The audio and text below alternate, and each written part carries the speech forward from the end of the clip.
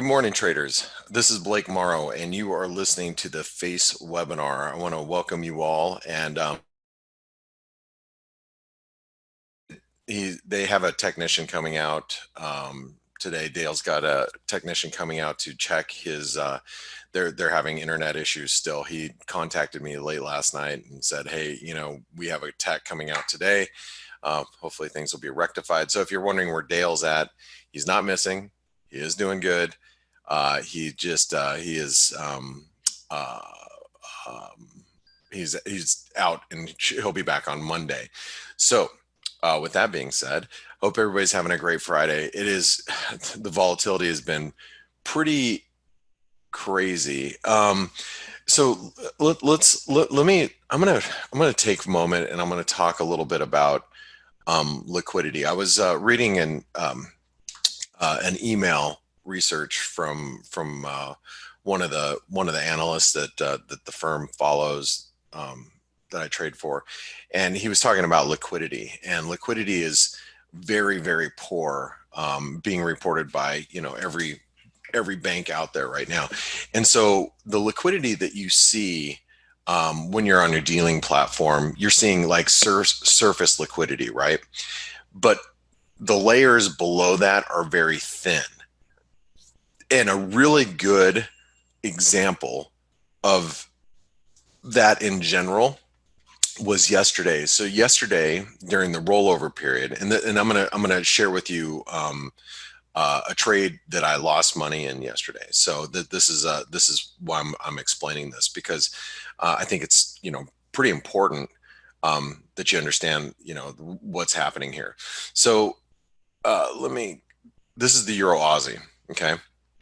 And let me explain to you guys what I was doing, and let's move this, right?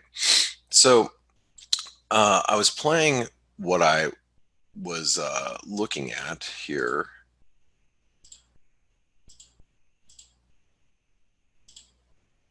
I was trading like this, like inverted, what I was looking at as an inverted head and shoulder pattern, right? Something that looked like that. So let me do this here. It was like this. And, at the end of the day, we were trading near lows of the day, like 171.70. And my stops were down here. Okay. I had my stops down at like 170.70 something. Small position, because, I already know liquidity is bad in the market as it is. So, like I said, my position size is really, was really small. But what happened is there was this news that was released about a Gilead drug. Now, there's a lot of speculation about this drug. It's not given in a controlled environment. It's in a controlled environment rather, and the patients are not severe. Some are they're not critical. Some are just in severe, and if they were expected to live anyway. Blah blah blah blah blah. There's all this speculation about the article. We could go on and on and on and around in circles about it. But the fact of the matter is that it was a positive article regarding a treatment for the COVID-19 virus, and the market really liked it. So at the end of the day, when New York closed, we saw this strong rally in equities. At the end of the day, we saw a strong rally in the Australian dollar. Oh my gosh, I'm gonna sneeze. Hold on. It's allergy season here, guys, so you got to bear with me. We have two seasons, hot and warm. And when we go from warm to hot, spring and fall here is like, everything grows for like a month before it dies. And so that is what hits me. Anyway, so when that news article came out, at the end of the day, futures ripped, Aussie ripped, and the Euro Aussie, fell, and it was falling like at 20-30 pip clips, and my spreads were super wide, with JP Morgan, because it's institutional they don't run during periods of low liquidity. They don't run as tight as spreads, especially during rollover period, because they don't want to take the other side of a trade. If you come hit the market with, a few million of some currency like this, they'll have a 20-30 pip spread on it sometimes. And anyway, what happened is, we had just very little liquidity and a big move. And that is really a product of the market showing what you can call surface liquidity, the bid and ask that you see, versus any substantial size below or above the market. And we're seeing a lot of that. And I was, like I said, I was reading this report, and by the time I got out in the 90s, which, was better than my stop, but still, the fact of the matter is things were moving quickly. And you have to be really careful. This market moves erratically on, headlines. And when it moves, there's a lot of times there's no exits because there's no depth of liquidity below or above the market. So that's why, and this is a really good example, and this is why I wanted to talk about this, is the time that you should be trading much smaller size positions because of these types of events.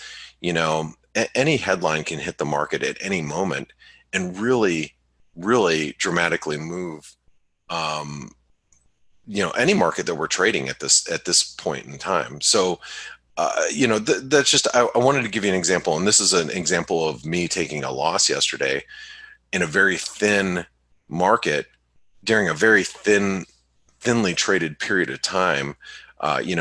During, like I said, it was during rollover, and it does happen, and it happens to all of us. So what happened to me should be a lesson to you, just to be very careful with the size that you're trading. Right. Okay. That's something. All right. Let's talk about equities here. So, and then I'm gonna take a couple of your questions this morning. Steve's going to be here. Stelios is here. Grega Horvat is actually going to come in today, which you guys are in for a treat, because I love listening to Grega and his views, his Elliott wave views of the market. So he's going to be here today. So we got a pretty exciting webinar for you today. So hold on really quick. Let me tweet this out.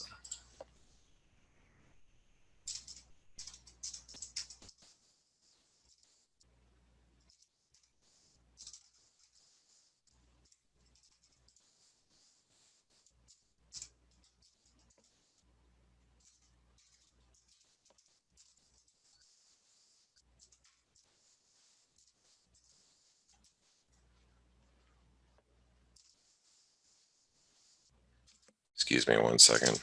I just need to tweet this out. I was talking to guys in my office, so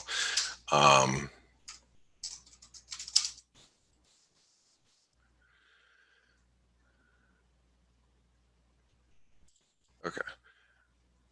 And thank you guys for supporting what we do here. And I just tweeted out a link to the webinar. If you guys want to help us out, if you want to help us out, retweet the links for this webinar, because that helps us out. I know some of you are members of ForexAnalytix, and I appreciate that. For those of you that are like, man, I've been wanting to be part of ForexAnalytix, I just can't do it right now. Well, do us a favor, retweet some of these links so we can get more listeners in. That'd be awesome. Appreciate that. Okay. Thanks, guys. So let's talk about the S&P. So this is that late day movement in the S&P that took us right to the top of the resistance. Now, remember, this is the resistance zone that we've been talking about for, I think I've had it drawn up here for the last couple of weeks, and we're knocking our head up against it. And we have to also understand that there's a 618 retracement just above here. And it does, to me, seem like that we're going to come in and test that 618. As I mentioned to you guys yesterday, I do believe that we overshot to the downside down here, overshot to the upside. We're heading into May, seasonal time that you know sell in May, go away. I think we're going to be running into that as the market has priced in a recovery. All right.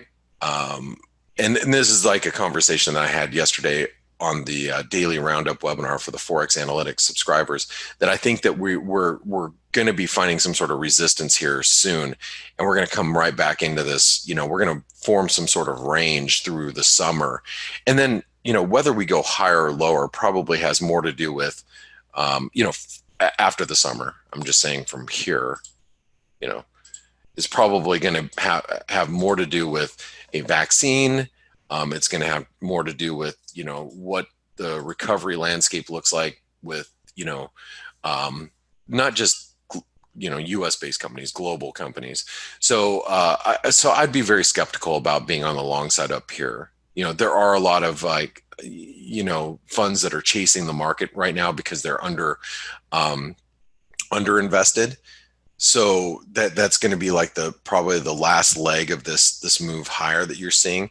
But the fact of the matter is, I don't want to be too bearish risk while we're below this trend line, of this channel, which for right now, and we can move this, now comes in around 2750. So while you're above 2750, you just have to be a little bit more careful being on the short side of risk. Like, for example, being long the Euro Aussie. The whole reason why I wasn't too big of a position yesterday in the Euro Aussie, thank God, is because I knew that the equity markets are still bullish here. We start dropping below here, and then I start being a little bit more aggressive with the quote unquote risk off type of trades. Now, one of the things that I also want to talk about this morning is the Euro Dollar. And this is a conversation that we had yesterday on the Daily Roundup webinar, but I want to talk about it because, my initial thoughts were this, okay? We're going to get a move that looks like this. I tried to play and something like this, okay? Or I, was thinking that we could have done something like that too, but I was originally looking at that. Now, I played the dollar on the long side, or excuse me, let me take that back. I played the Euro Dollar on the long side a couple of times right through here. But when we broke through this trend line, I think this happened overnight. I was like, I got a little, skittish as far as, trying to trade the Euro long, the Euro Dollar per se, not Euro crosses, just the Euro Dollar. We dropped through the support, and then yesterday we dropped through, the support again. And notice that, and this was the key trend line. And notice how overnight we basically came back, retested that trend line, and then came off. Now, what do you do with the Euro here? I mean, in all actuality, you probably shorting it here makes most sense. Okay. But I'm not short the Euro at this moment. But what I'm thinking is that instead of that move, we might actually have a move that looks like this. Now, and there's an interesting article in the Financial Times yesterday about Italy saying that they might do the unthinkable, and what the unthinkable would be is trying to exit the Eurozone. Now, because I mean, you think about Italy, or I'm sorry, France. Italy, France. France is Macron was in the Financial Times yesterday talking about that. I don't know why. I was thinking Italy because I was thinking of the cases and the death tolls there. But France has also been hit pretty hard as well. But the chances that happen, I think, are pretty slim. But there's probably going to be a lot of political theater, which could weigh on the Euro moving forward. Now, I'm not, like I said, I'm not trading the Euro just yet, but I'm a little skeptical now of trying to trade it on the long side because we're below this trend line. Now, one of the other things that you have to think about as well is if the stock market starts to show some signs of weakness up here at these levels, which, we're in the sell zone as far as I'm concerned. We're in the sell zone. We're in the levels that are going to find, pretty good resistance up here, between the the 618, here, you know, the resistance, previous support, you know, highs from early March, you know, these are all levels that are going to provide some sort of resistance for the S&P. Well, because of that, I think we have to be a little more skeptical of how we treat the dollar, because if the stock market does start to sell off, that means the dollar will probably strengthen. All right, let's not lose sight of the idea. And even though I'm not short the Aussie at this moment, okay, let's not lose sight of the fact that the Aussie did stall this week at a 618 retracement of this entire move. You're talking from, you know, the end of December, January 1st, basically the yearly move where we stopped at the 618. It's a 78% retracement of the last move, okay? And we stopped there at 64, you know, 64 and change. Does that mean the Aussie is a slam dunk short right now? No, because I do believe if stocks continue higher, you know, the Aussie could break out, and, you know, we could see, you know, maybe even the 66 cents. But at the same time, you know, you got to be a little careful with risk, because if stocks roll over, then, you know, the Aussie is, you know, probably going to roll over here too. And what I'll be looking for, as you can see, I have a little alarm set up around this 62.60, which is 100 pips away from where we're currently at. But if we break through that, then I'm going to be pretty much in the camp that, you know, equities are rolling over. That's the camp I'll be in if the Aussie shows it first. You know what I mean? So I'm watching the Aussie very carefully at these levels. You know, the Kiwi also. You know, Kiwi has really been underperforming. I mean, we only retraced 50% of this retracement. Same move that the Aussie did, but the Aussie did the 618. The Kiwi really struggled, you know, as we hit 61 cents. Now it's up a little bit right now, and it's holding, but, you know, it still looks, it looks like, you know, damaged goods, if you will. So I'd be really interested in the Kiwi. If we rally back to 61 cents and then fail, that would be a really good, you know, really good setup for me to be on the short side of the Kiwi. You know, whether you play against the Kiwi itself, or maybe even against the, you know, the Aussie New Zealand looks pretty damn bullish. You have to keep in mind this Aussie Kiwi, we're above the 200-day moving average, and we're consolidating above the 200-day moving average. This, you know, this is a pretty stout move. This is a big, right here is a big false breakdown. You know, I have a very hard time shorting the Aussie New Zealand while we're above this level.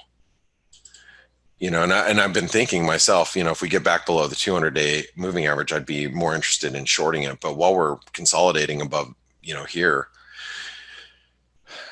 you know, it doesn't look bearish. You know, it may be coming off today, but, you know, it still looks pretty bullish. And like I said, if you don't want to short the Kiwi dollar, you know, the New Zealand US dollar, the Aussie New Zealand might not be a bad play, you know, for long. It's just if you want to take the dollar out of the equation as a whole. All right. Last thing I want to talk about before I turn it over. Well, I want to bring in Steve and Stelios here in a moment. I'll bring in Stelios first. This is the US dollar Japanese yen. Now, the US dollar Japanese yen, I actually tried to buy it last night. I bought it right here at 107.98. We traded above 108, and I was like, oh man, if we break out, you know, this is going to be a big double bottom. So you know, we're trading at 108.10 or 108. I'm sorry, we were trading at like 108.05, 108.07, and then some articles came out about that drug, and it was more of a negative spin. And I'm like, you know what? I took it off, and I just flatted my trade. I just got out of it, and it's turned lower since then. I can't ignore, and I don't think we should ignore, the fact that we are, you know, trading above this 107. And I believe while we're above 107, you got to be a little, you know, careful with it. I was thinking, if we can get above 109 and 109.30, this is going to be a pretty bullish, upside breakout. It'll be a double bottom. It'll take us right back up towards, 111, 111.50, 112. But overnight, you can see it's just kind of, it just kind of weakened. Excuse me, really quick.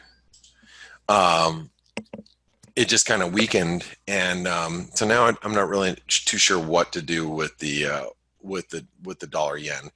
I am going to be bullish the dollar yen if we are above 108 and equity markets maintain these gains. The Russell 2000, by the way, was down like 2.5% yesterday. It was leading the downside. It turned around and it's been limit up overnight, pretty much all night long. All right, and if you take a look at the S&P, we're up 2.7% in the S&P. The Dow, as I'm speaking, is up 3. Here, let me just show you. These are my Bloomberg charts. You can see this is the Russell. We're up 5%. We're limit up. That's why you can see this flat line across here. Nasdaq futures up 1.8. E-minis are up 2.7. Dow futures are up 3% or 730 points. The reason why I bring that up is because risk appetite's holding up well. So if stocks can end the week strong, that might be enough to drag the US dollar Japanese yen from these current levels back up towards 108. I do believe if we get above 108, then that takes us back to 109. I'm not trading the dollar yen right now. I traded it last night, got out for a flat, and then I've just been watching price action. I'm surprised it's as weak as it is with as strong as equity markets are this morning. Anyway, now I want to bring in Stelios here in a second, but let me answer a couple questions really quick. Chris said, I started a GoFundMe for Dale's internet bill. I don't think it has anything to do with that. I think his internet has more to do with infrastructure, and because he has a tech coming out today. It's not, I'm telling you, for those of us that live in the United States, and I know, living here in Arizona, sometimes I feel like I'm dealing with third world internet. Maybe we are third world. I mean, you go different places and internet seems to be much, much better. But anyway, Dale's internet is being worked on today. Ziggy says, sneeze, step back 6 feet from the microphone. Adam asks, would I re-enter that Euro Aussie trade? The Euro Aussie, I mean, I've thought about it. I sat here this morning and I'm like, okay, well, if you look at the Euro Aussie, let's note that we're in a, descending channel, right? So the channel looks like this. And let me get rid of this blue line. I don't need that. All right, so we're in this descending channel. So what's obvious to me is, a break above this resistance right here would be pretty bullish, right? So, I mean, if you're willing to take on a little bit of risk and you're like, okay, well, I'm willing to buy here, and if it drops below 170, I'll just get out. You could take that trade. I don't think that's a, from a risk reward standpoint. I mean, if you're going to trade this as a range, buying it down here, putting a stop below here, or if we get back up towards 173.50 and you go, well, I'm just going to short here and then I'm going to put my stops above this channel resistance, I'd do that. You can do something like that. So I've thought about it, but I'm not fully convinced that the equity markets are a sell here either. If I was convinced that stocks are going down, I'd be long right here. I do believe that if we come out of this range, right? Let me zoom a little bit. We come out of this range, you've got a range move back up to 177 and change, or a break below the range takes us to 166. So I think you can maybe wait for that range to break and then, make a decision from there. I think that's, probably the safer trade, right? Sai asked about the US dollar Japanese yen. Amira said the IWM, yeah, the Russell, that's correct. You guys were asking a link. I probably from the news stories or whatever. I don't have them right off the top of my head, or right here. Tarek said bearish Aussie US dollar 8-hour harmonic is bearish. Let's take a look. And I'll just keep it on the 4-hour chart. I'm depending on how you want to look at it, you're probably thinking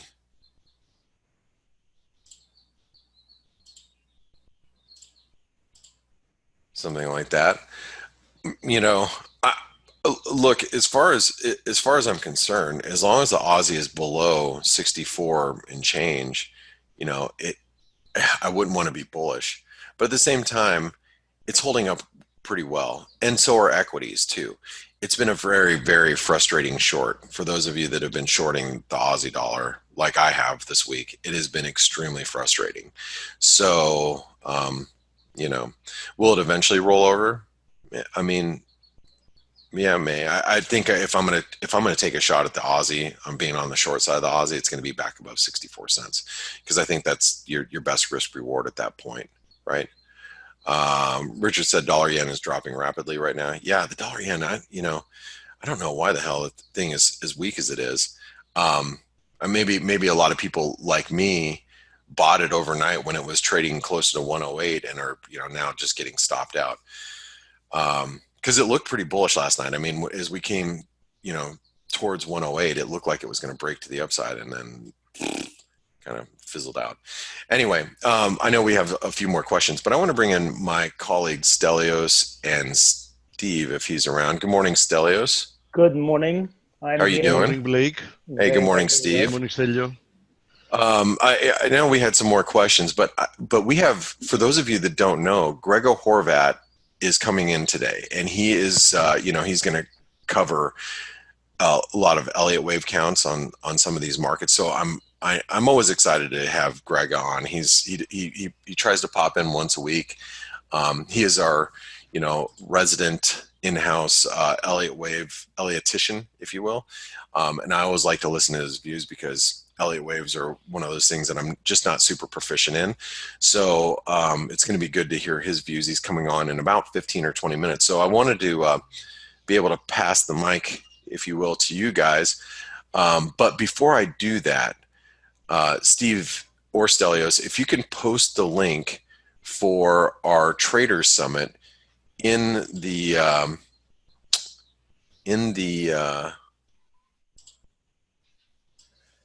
chat box. I want to show you guys our Trader Summit. Absolutely, I'm going to do it now, Blake. Okay, so this is the Trader Summit. This is happening in a week and a half. I've done it. Okay, thanks, Stelios. So do you guys look in the chat box so you can get the link to sign up? Now, if you guys haven't seen what our teams put together, this is going to be a pretty neat event, and it is. I mean, look at the all-star lineup of speakers that we have for this event. It's pretty staggering. If you're an FX trader, this is a do not miss this event. All right, and we are starting at the normal face webinar time for those 2 days. All right, it's free. All right, so I do have to point out that our sponsors, Forest Park FX, who obviously help us put together our daily webinar, IG Bank, and the CMT Association. So you guys sign up for this event. It's going to be 2 days. Every speaker is speaking for about 40 minutes. Everybody's got presentations about, what you can read about what everybody's talking about.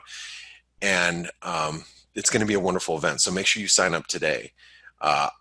Tell us about this. Tell us about, Steve, the number of registrants that we have and seats available, are we going to be able to, or do we have enough seats? We're going to have 3,000, the ability for 3,000 concurrent participants to be there. Okay, so that means that you guys need to sign up today, because we will run out of space. That's the problem, because it's not a go. You're not going to the event. You're going to be at home listening in. So make sure you register and put in your correct email, because that's where, recordings and all the stuff will be sent, like all the. Yeah, and that's where also the link is going to be sent. Because once you sign up to this page, this immediately sends your information to the Zoom event.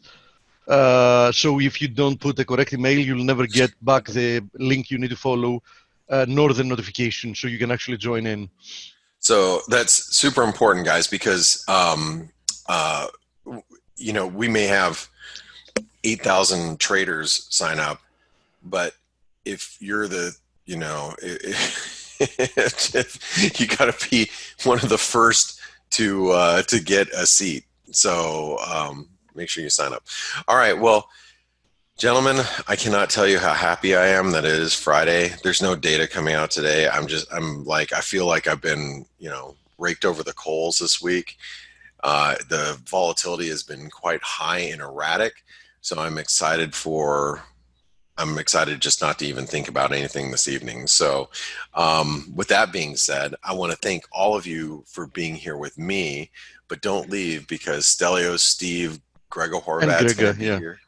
Yeah, it's going to be a good remainder of the webinar. So I know you guys got things to talk about, so I'm going to let you take over. Yep. Thank you, Blake.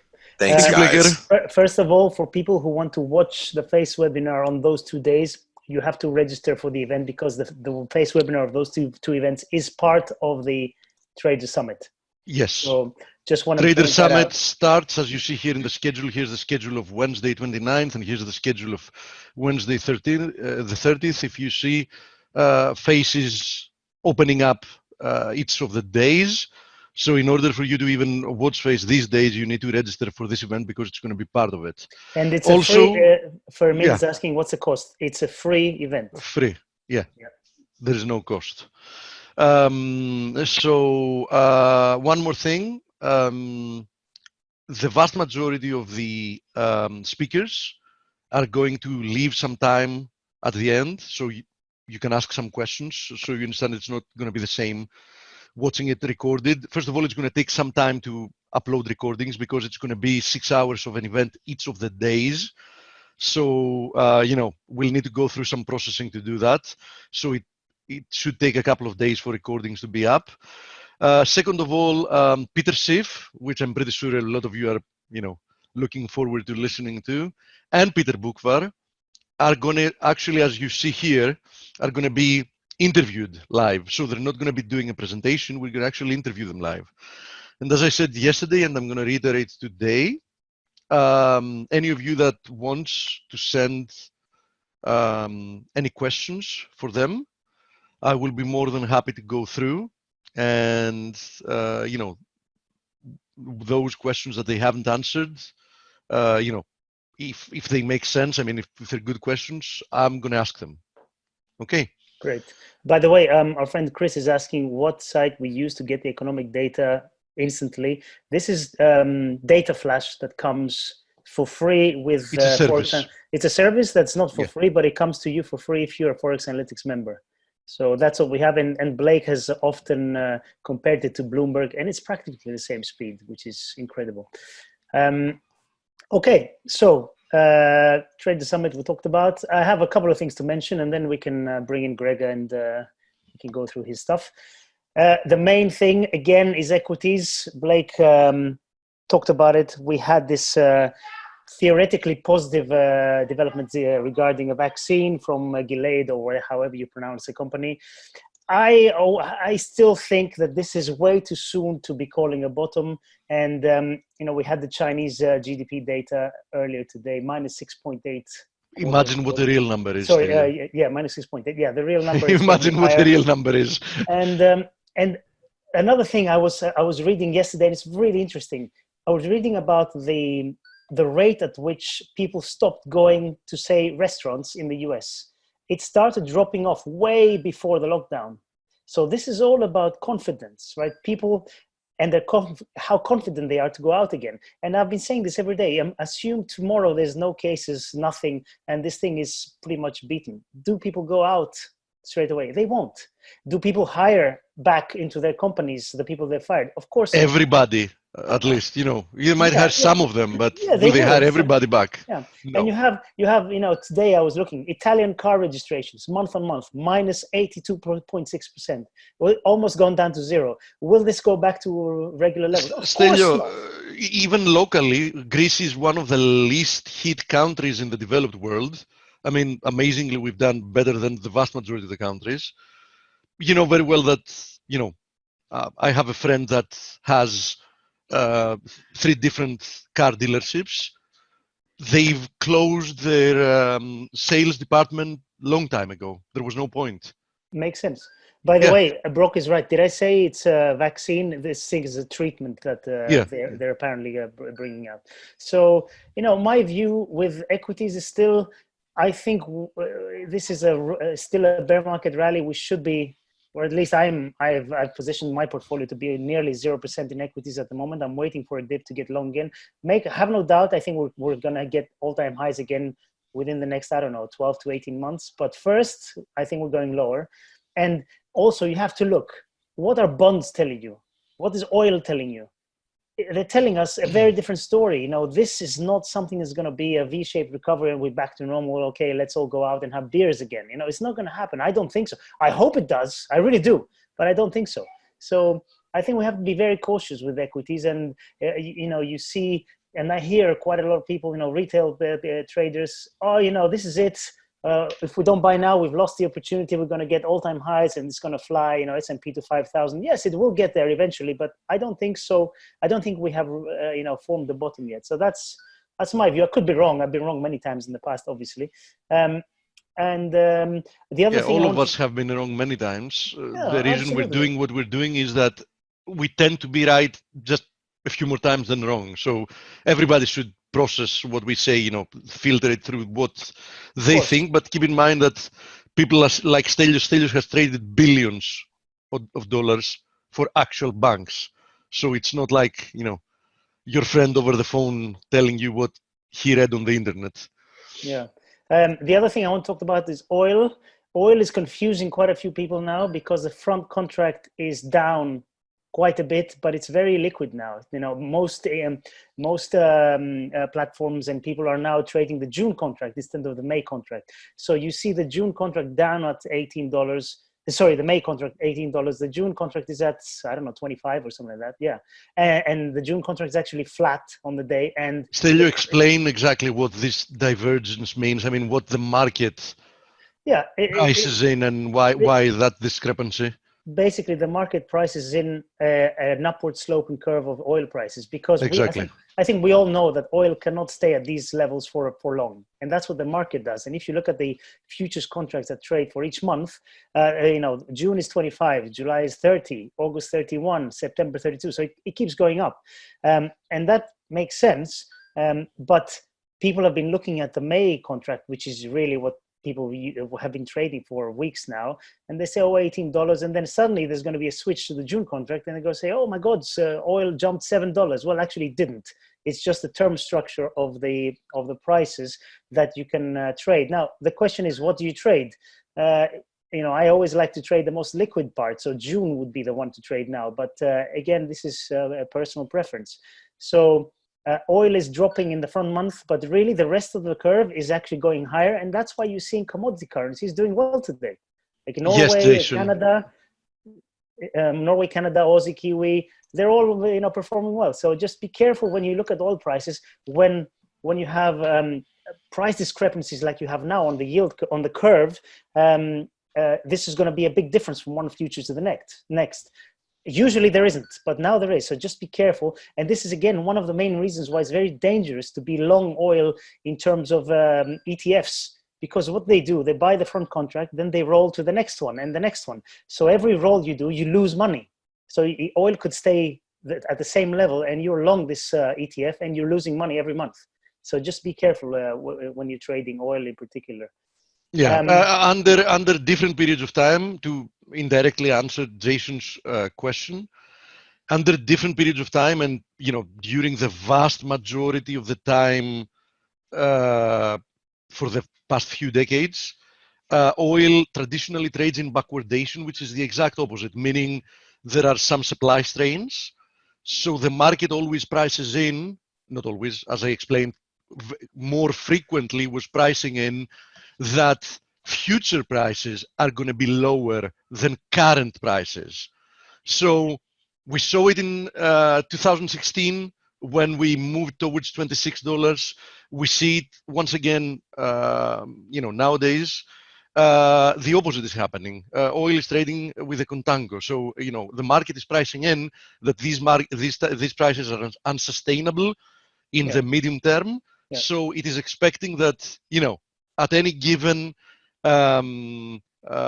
opportunity, news or whatever, or action from the OPEC plus, crude is going to jump higher. So the market is pricing in that. The fact that it is pricing in this type of contango is not a guarantee that that's going to happen immediately. So, I mean, the June contract might be trading at 26. That doesn't mean that during June crude is going to go to 26. The market thinks so, and as Stelios said, and as I believe as well, it's a matter of time for crude to turn higher and turn decisively higher. Yeah. Can it go lower prior to that? Yeah, it can go lower. Can it stay lower for much longer? No, it can't. Yeah, and the main reason is because when it's this low, you have producers who are basically losing money, they stop. So US shale... Think about it, guys, like that. A lot of you know, and a lot of you respect what they say, don't fight the central bank, don't fight the Fed is the most common phrase. Okay, now think about it. What we're talking about is a much more powerful force than any central bank. First of all, since I mentioned this as an example, being short commodities in the medium to long term is like wanting to fight central banks, because central banks have made it more than clear, both in words and action, that they want higher inflation. Higher inflation means currency debasement. Currency debasement means anything that's priced in fiat currencies going up.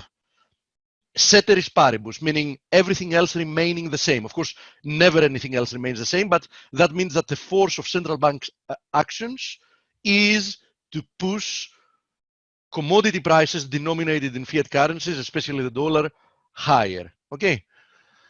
Okay, Stel. Thank you, Stel. So, on one hand, if you believe that prices are going to stay, as low or even go lower and stay there for longer, it's like you want to fight central banks. Second of all, it's like you want to fight the most powerful force in any economy, which is demand supply. Simply put, the vast majority of producers are losing money by producing crude oil at prices at around $20. So do you think they will keep producing indefinitely at a loss? There's absolutely no chance in a million. Which means that, demand supply is going to rebalance price on its own. If price remains, the more price remains low, the more producers are going to go out of business or temporarily shut off production or whatever else, which means that price has only one way to go, which is up. Now, of course, does this mean you can't lose money being long? Of course you can lose money, because it's also about timing it, right? And as I said the day before yesterday, you might need a few attempts, but if you don't jump the gun, and once you get the proper reversal, in all honesty, crude can move 100% higher within a few months. I mean, it can move like from $19 to $38 within a few months, easily. So, there is a lot of potential upside. Richard is asking, is the market pricing in inflation expected from oil at final mile shortages due to COVID, its effects, etc.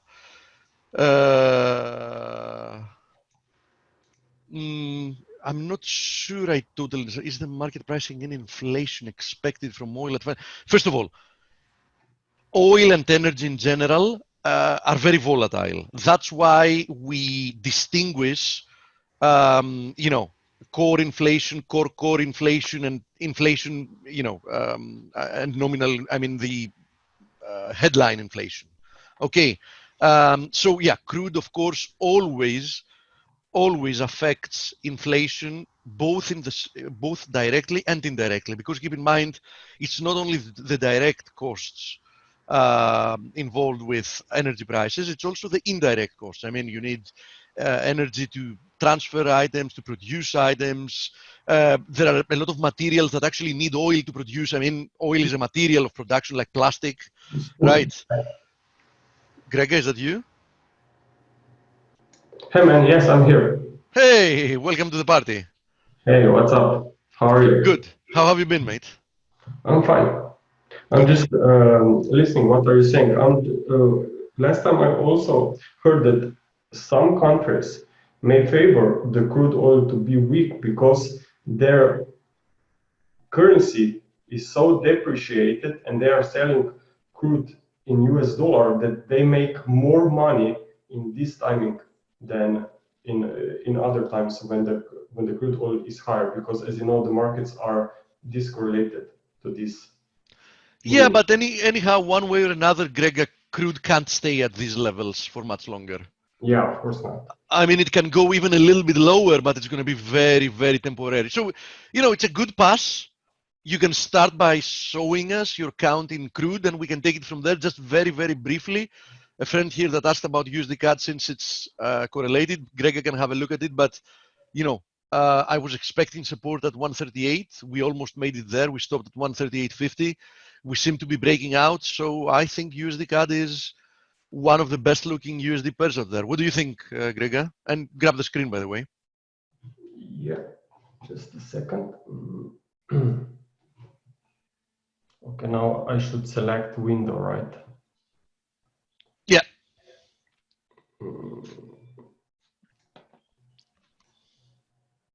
Okay. There we go. We have you. Okay, so firstly, let's talk about dollar CAD. Well, dollar CAD, I think, is headed to the upside. It still didn't manage to break this 1.47 level.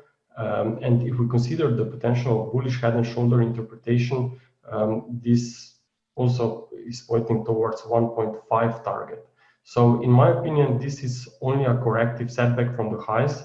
And if we look at the 4-hour chart, you can clearly see the several overlaps here. In fact, this recent push to the upside looks like a broken wedge here, or ending diagonal in final. I'm 100% with you. Or if you want to look at it from a simple technical analysis viewpoint, the whole move lower from the fifth wave of 3 is a pennant. Yeah, it's like a large pennant. Yeah, of course. And so, in my opinion, at least in the short term, maybe next week, we could retest this wave X swing high here around 1.4350 level. This would be the first upward projection, but obviously in either scenario, you will get a wave 3, meaning that lag will be extended to much higher prices. But based on the short-term structure, I mean, we have a very nice and clear 5 waves off here, and it looks like that we are now in a correction. Maybe another retest of 61.8% could occur. So like I'm saying, next week, I think that there can be a bounce to higher prices. And since you mentioned crude oil, it looks like it has room for more weakness. I'm looking towards $15 per barrel for this fifth wave. And as you know, even if we reach maybe already today this $15, I would be looking for even lower prices, because we need 5 subways within wave 5. Gregor, people say that you sound a little bit far away. I have no problem hearing you. You do sound a little bit weird, like you are far away from a microphone. Yeah, because I have a microphone linked to the camera. Maybe that's the issue. Can you switch to a headset? It's better now? Yeah, it is better. Okay.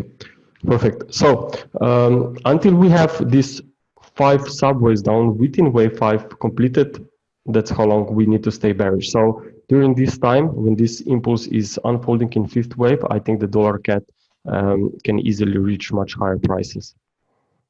So that's for the short-term view. Now, regarding the longer-term view, we are here definitely in some late stages of this very big wedge that could be unfolding.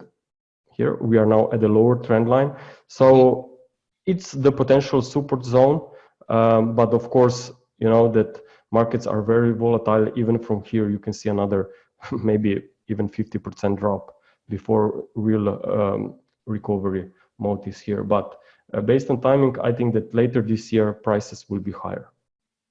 Yeah, I think later this year prices might be a lot higher. Yes, of course. Yeah. You could see maybe 100% higher for sure. Yeah. So people need to understand that keep being short here can make you some money. There is no question about it, but it can really blow up big time in your face. Big time. Because once this thing reverses, it might be brutal. Yes, I mean, if you're looking at the longer term charts, you should consider more like an investment rather than a trader. If you're a trader, then maybe you will be shorting it. But from a long term perspective, you just need to have an investment approach. Grega, you have a rather big property around your house. Start piling crude oil barrels. Yeah. Let the kids play with the crude. Yeah. You can fill in the pool with it. And take care of their future in just 1 year. Okay, what do we have left? Do we have any questions for any particular market? A friend here is asking about, they asked about USD CAD. You showed that. They're asking I can about look. CAD yen. Pound yen? CAD yen, the Canadian against the yen. Let me take a look.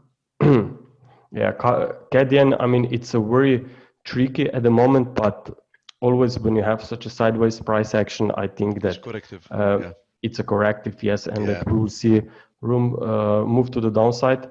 Maybe there will be a triangle here unfolding, but even WXY, meaning a deeper correction, is also, yes, a valid option. So if you're looking to trade this pair, I think that you should wait a little bit longer to really maybe link this pair with the risk of if stocks will come to the downside, which I think can happen next week, then this pair will also likely break lower. But for now, it's a little bit early.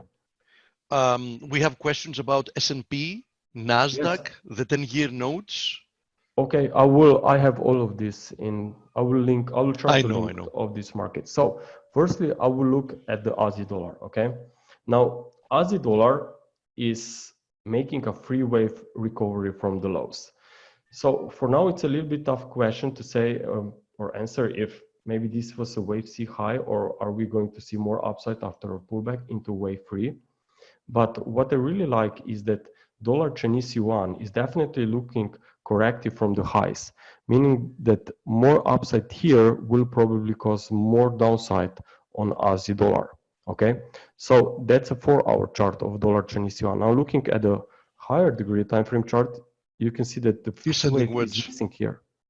Yeah, so ascending wedge. Yes, but another leg here can easily occur in the upcoming weeks. So it means that Aussie dollar could either slow down for a sideways consolidation, or maybe even move impulsively to the downside. At the same time, I'm looking at the S&P 500, since we know that commodity currencies are linked to risk assets. So yeah, inversely correlated to it. Yeah, so if we look at the S&P 500, I know that is bullish, and I have been looking for this recovery, but notice where we are at the moment. We have so far still only 3 legs from the lows. We are at this gap, which was major breakdown here at the start of March, and you have here wave 3rd leg compared to the 1st leg is equal around that level. So everything is pointing to me that at least we will slow down here, even if just for a free wave drop.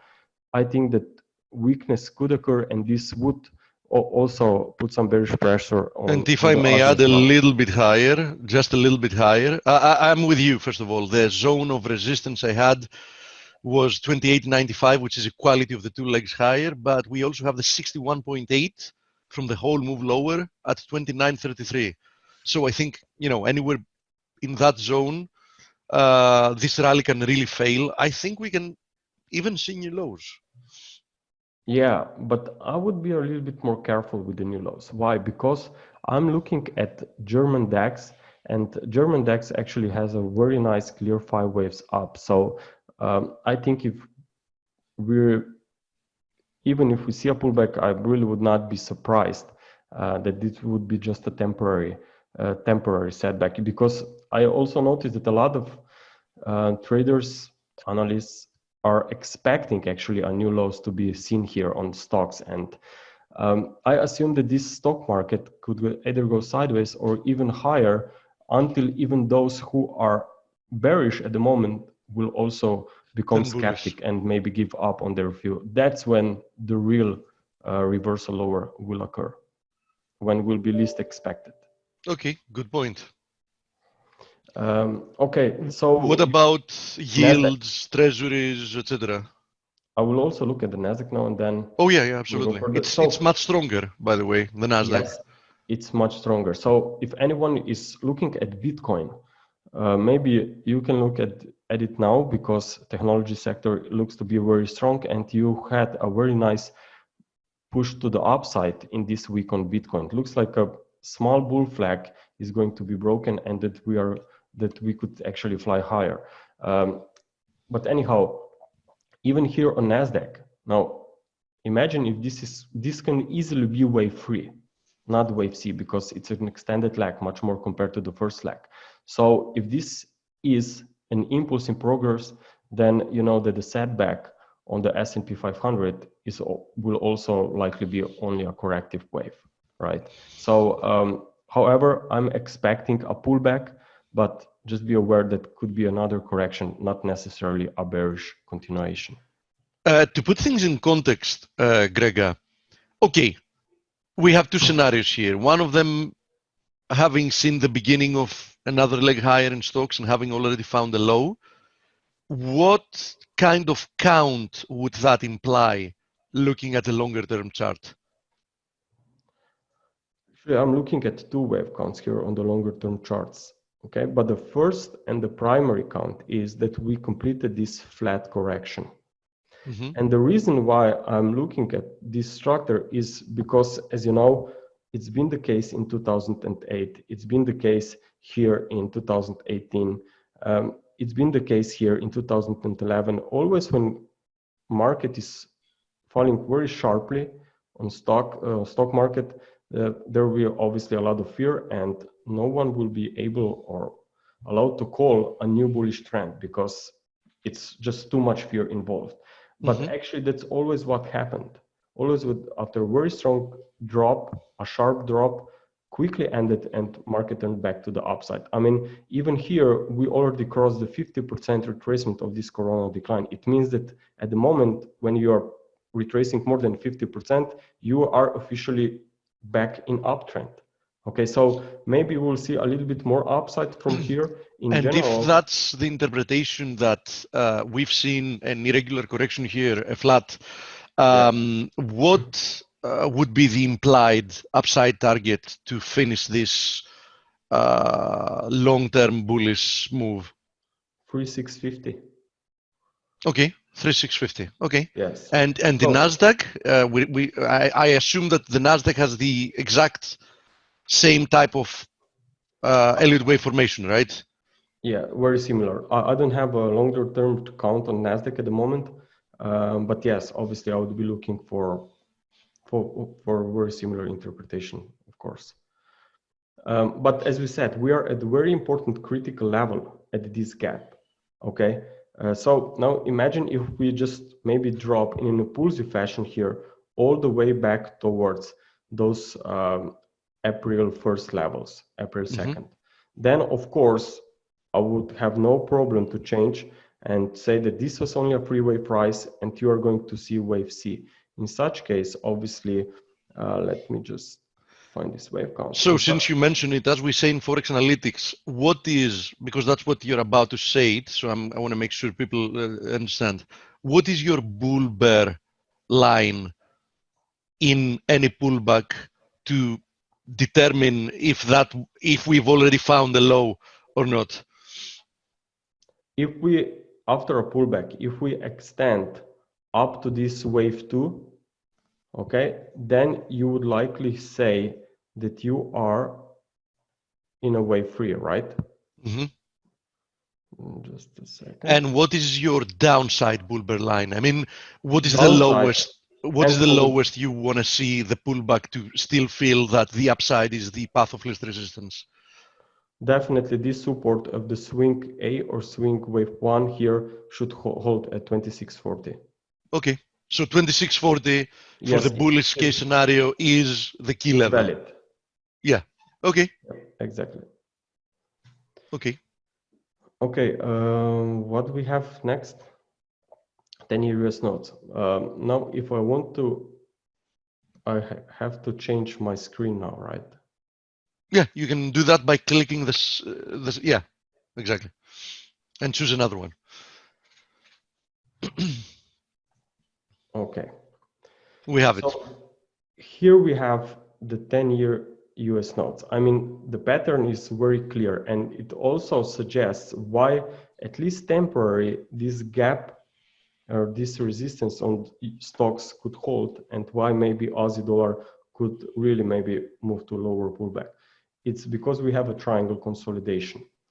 I mean, it's a clear pattern here. For me, it's pointing to the upside. And when this breakout will occur, which in my opinion is not far away, that's when stocks could come to the downside. And it's matching perfectly with the current wave structure on stocks. So I'm not saying that stocks will go below March levels. I'm just saying that at least short-term pullback, I guess, will be seen. We might also see a divergence here then, meaning all-time highs in the 10-year, yeah, while stocks not producing a lower low. Exactly. It's very possible because you can see here the 10-year US notes are just actually should be in such case. You would expect that they are here around March 19 levels as well, but they are actually not far away from the highs. They're not far away at all, actually. Yeah, exactly. So when this, I mean, if we are looking at dollar yen, I know that it has a very interesting structures. A lot of traders. To be honest, the only word I wouldn't use is interesting. I mean, I've almost stopped looking at it. Interesting, yes. I see it as interesting because I know which wave could follow next if I'm right with the interpretation. But until this market tops with a fifth wave, that's how long dollar yen is not. It's going to be stuck. Yes, is not going to see any real move to the upside. Not even now when stocks are trading higher. So I'm sure that there are a lot of traders probably confused while they are just trying to buy dollar yen. But this one is actually not going with stocks recently. So I think that you should pay attention more to the US yields. And when those bottoms, that's when the dollar yen could be very interesting.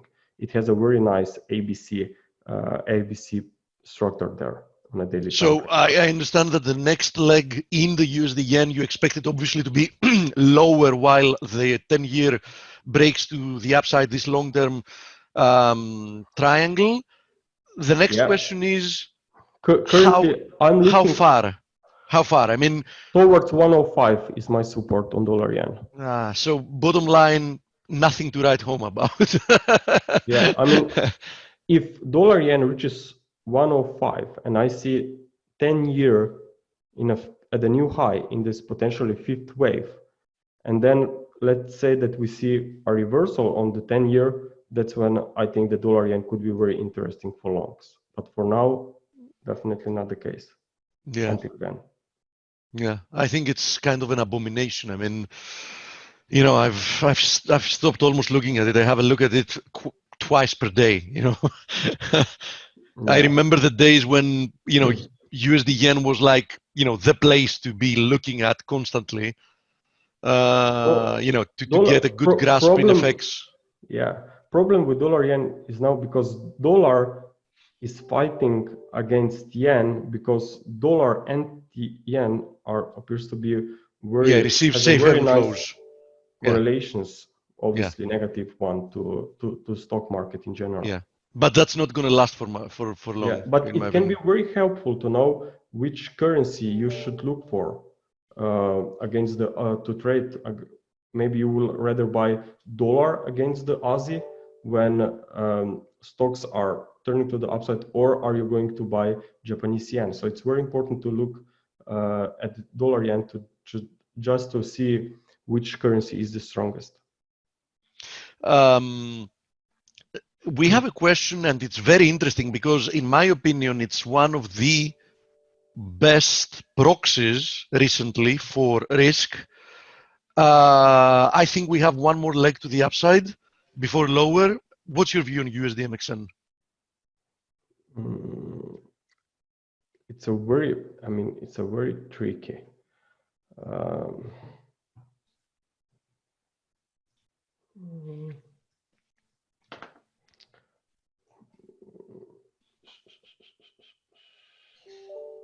I think this looks like a decent consolidation, perhaps. I have two interpretations actually. Now, this first one is actually that we'll see a wave C decline, maybe even wave 3. But with crude oil doing what it's doing, I really don't think it's time to look at this wave count. So I was preparing this one. Yeah, that's what I think, Gregor. That's the view I have on crude. You mean on dollar Mexican? Yeah, sorry. Yeah, slip of tongue. Yeah. That's what I think is happening here. Both interpretations are valid, but I would not be surprised to see this one playing out. Especially, you have to consider that Mexican peso was. I think it was weaker than CAD, right? But dollar CAD is also pointing to the upside. So if Mexican peso was weaker than CAD, then you can expect definitely more upside in dollar Mexican peso as well. Yeah, I obviously think that we can have that last leg higher once stocks pull back or, plummet lower, depends on which of the two scenarios we're going to get. I also think that USD MXN is going to be a wonderful pair to monitor for divergences. So, for example, as you mentioned, the possibility of seeing treasuries push to new highs while potentially stocks not confirming with new lows. I think the same type of behavior would be indicative if we saw it in pairs like USD MXN. USD NOK is another one of interest. I do think that USD NOK has a decent chance of actually not producing a new high from here. So I'm monitoring all these pairs in combination with risk assets to give me a better idea of when we're topping. Yeah, I'm looking here. Earlier I mentioned DAX. Now notice that this DAX has a very nice 5 waves up actually. You have here waves 1, 2, 3, 4, and you have a wave 5. There is also an open gap here from start of April. So if this one is will maybe make a deep pullback here, and this gap is filled, at the same time you would be at the former wave 4 support. And I think that if during this time S&P 500 also makes a pullback, you get a 5th wave high on the 10-year US notes, that's when this DAX can be very interesting for potential long setup. And just between us, I'd feel much better buying, although the ECB is not that supportive, but having to do with real valuations and value, I would much rather be invested in European stocks than US stocks, personally. That's my point of view as a long-term play. I mean, because as a short-term play, as long as the Fed is playing music the way it does, yeah, certainly US stocks can keep overperforming. But I think that once the dollar turns lower, decisively lower, then especially if you are a foreigner investing in US stocks, you might be making a very decent return from being long, but when you will have to actually move the money out and back to other currencies, you might actually not be making that much. Speaking of which, I think a lot of people want to see what your long-term or longer-term view is on what the dollar is going to be doing here. Just a second, I want to bring this chart on, and then I will go to the Absolutely. dollar. So here in blue, it's actually overlay with the S&P 500, okay? But I mentioned that the S&P 500 has potentially only 3 waves to the upside into resistance. But notice that the S&P 500 actually bottomed earlier than DAX. Yeah. Okay? Yeah. So It was actually, leading. from price perspective, it means that the S&P 500 is actually looking much better. It's stronger. But if you have a German DAX who 5 waves up, who is weaker, then you know that what this could mean for US stock market after pullbacks. Okay, we have questions, and I think we can wrap it up with that. First of all, as I said, I want to see your longer-term view in the dollar, and okay, and a lot of people want to know about the metals, obviously, gold, yeah. silver. Okay, so euro dollar, I mean, it's stuck in the range, and probably I can make around 5 counts on this wave structure, but I still think that sooner or later price will be lower. It just depends what kind of a corrective pattern will unfold in this wave B. Now, one interpretation is that we have a deal with an expanded triangle here, and you will see a retest of this resistance. Or if we go and fall below 107.60, My vote goes to the alternate count, by the way. Yeah. My intuition tells me your alternate count.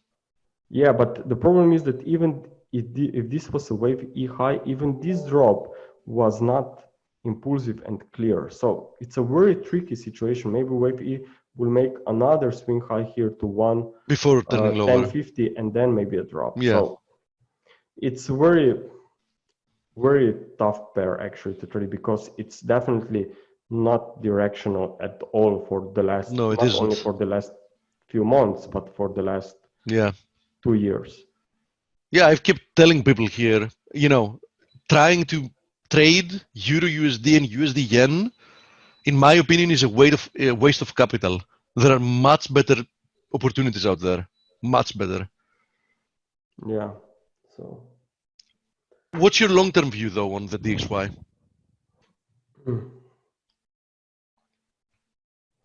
Longer-term view still remains the same. I think that WXY correction here or a deep pullback, deep corrective rally is in progress here, and that we will pass these 2016 highs before a major reversal occurs. So actually no change. Yeah, but here. Then you're looking, from what I see, a lot lower. Yeah, just let me. No, I'm with you. Trust me, I'm with you. I'm with you. I've predicted a 30% drop in the dollar within a period of a year from when we see the reversal. And I think that a year might prove to be too much. So I'm 100% with you. And yeah, I would love to see it make a new high first, because you know how the market is. It's going to trap everybody being bullish and happy, the dollar, and then it's going to blow up in their face. Yeah, exactly. This would be definitely a lot of investors would be unprepared for sure. What about gold and silver, Gregor? We've seen some type of a short-term topping here. Yeah, I mean, I'm always getting questions also from members that if I'm finally bullish now on gold, since I have been trying to call a reversal and a top here, and I think I even did the same thing here at the start of the year, but now we are still higher. So, but the short-term structure may be changed, but looking from a longer-term perspective, okay, you are still here in this zone, potential resistance zone. So always when I'm wrong on the intraday counts on the shorter term structure, I always make a step back and look what is going on the higher degree time frame charts. And here nothing has changed. Now from a price perspective, you are still at the same resistance that I would highlight even 3 months back. So in my opinion, it's still very nice potential reversal zone that could send these prices unexpectedly lower, or at least, if not in impulsive fashion, at least in 3 waves. If you would say that this was a wave 3, at least. Now, I have a tough question for you here.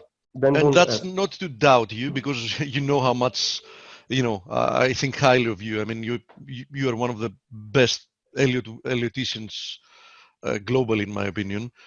But how can we combine the potential of an incremental higher high in the dollar with such a huge potential move to the downside in something denominated in dollars? I mean, in my opinion, the viewpoint in the DXY and the one in although I do see the technical validity of this count, I can't seem to be able to, to accept that these two can happen at the same time. Nothing is impossible in the markets, of course, but I consider it like a very, very fringe scenario. Yeah, but when this wave C will kick in, you know that this wave C could unfold in less than a year? Yeah, no, I have no doubt. Yeah, so during this time, it can still, let's just focus on euro dollar, it can still just take 1 year for euro dollar to continue towards parity. Yeah, but euro dollar moving from where it currently is to parity would assume less than a 10% depreciation, while gold moving from 1750 to 1,000 would imply getting almost cut in half. Yeah, I mean, the main reason why I would not be surprised by sell-off on gold is probably because it's very bullish from a crowd perspective. It's very crowded trade, in my opinion. So I'm just worried that something unexpectedly will happen there.